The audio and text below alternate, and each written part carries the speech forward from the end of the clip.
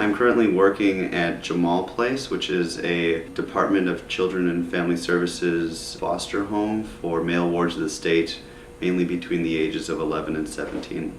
It's through a course by Dr. Naomi Steinberg called The Problematics of Children and World Religions, and it studies what is a child, what are the rights of children, and how does religion influence those first two questions. Jamal Place is located in North Lawndale, which is in the intersection of California and Roosevelt. The main work that we do for these young men is be present to them and present to their needs. And so some of the things we might do is just go outside and play basketball with them, play various board games, watch TV, really just hang out and be kind of role models for them in their lives. We've been taught that the situation that these young men are facing are things that most of us in the classroom will never be able to experience.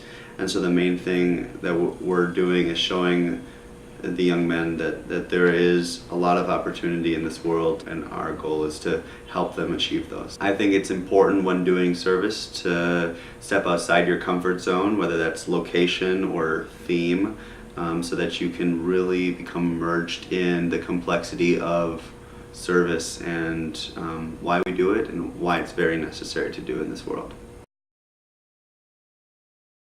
I do service at the St. Vincent de Paul sandwich counter. It's located in the St. Vincent de Paul Church. My service is through the Vincent and Louise House, and we each have two different service sites. So one of them is the sandwich kitchen, and then the other one is a different location, which in my case is the San Miguel Gary Comer Campus School. We serve between 80 to 130 men and women each day who come in and either receive a meal and eat at the sandwich kitchen or take a bag to go. Most of the meals have a sandwich, either a bowl of soup or fruit, and then a dessert. Almost all the food is donated, and the desserts are always from like Dominic's. I've done a lot of the different positions at the soup kitchen. It kind of works in like an assembly line style. So I've done desserts one day. I've also done the coffee machine, the front door, which is like greeting and writing down everyone's name. The window where you actually give the men an option to pick out what dessert they want if they're gonna eat in, or you hand them a bag. And then also like behind the scenes work, so just making sure that everything runs smoothly and like restocking things. I think that there's a lot of good memories from the service I've been doing there. You start to learn names and you start to learn faces of people. I think specifically one person that always makes me smile is a gentleman by the name of Angel. He always comes in and he talks about God and how to be happy and be grateful for what you have, and considering that like he doesn't really have a lot, it just speaks to me every time I see him.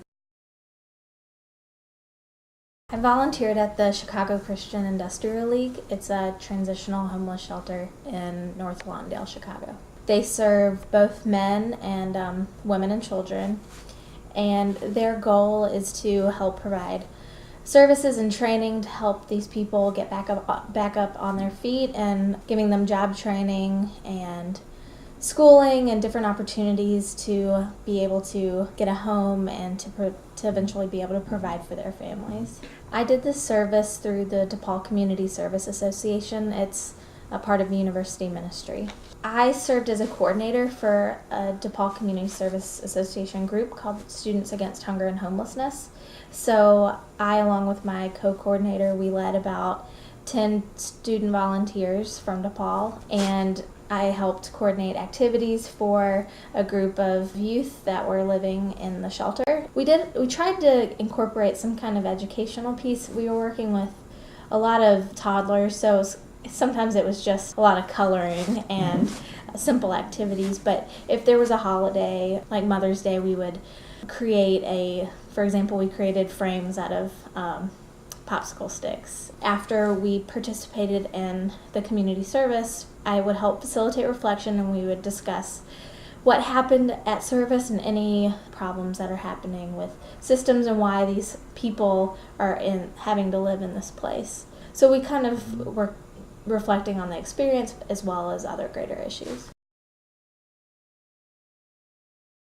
Basically what Project Downtown does is they distribute food, clothing, and then some sanitary things like soap, toothbrushes, toothpaste to homeless and impoverished people across Chicago. We distributed food across from a homeless shelter on Holman Avenue, and we also did it at a football field with a local high school, and then outside the housing projects, I believe on, it might have been Halstead. And we did it as an organization through UMA, which is the United Muslims Moving Ahead, a student religious group on campus. I was just a volunteer, so like my responsibility was each person brings something because they give out food. So we used to pack lunches. Somebody brings a bag, somebody brings sandwiches, drink. So I would bring whatever I was assigned and then just basically volunteer, which means stand outside and, help the people find what they need, give them their lunches. With the clothing, like we did a lot of this work in the winter, so we would help them get like jackets that fit them and their size and whatnot. There was a lady that I met, I interviewed her for a class, and she was just telling me like her story about how she's a single mother and she lives at home with her mom, who's also a single mother, and she was just telling me how appreciative she was for Project Town Town and other organizations like it that just come out and help them, with little things like a winter jacket and, just take away one of the worries of their lives.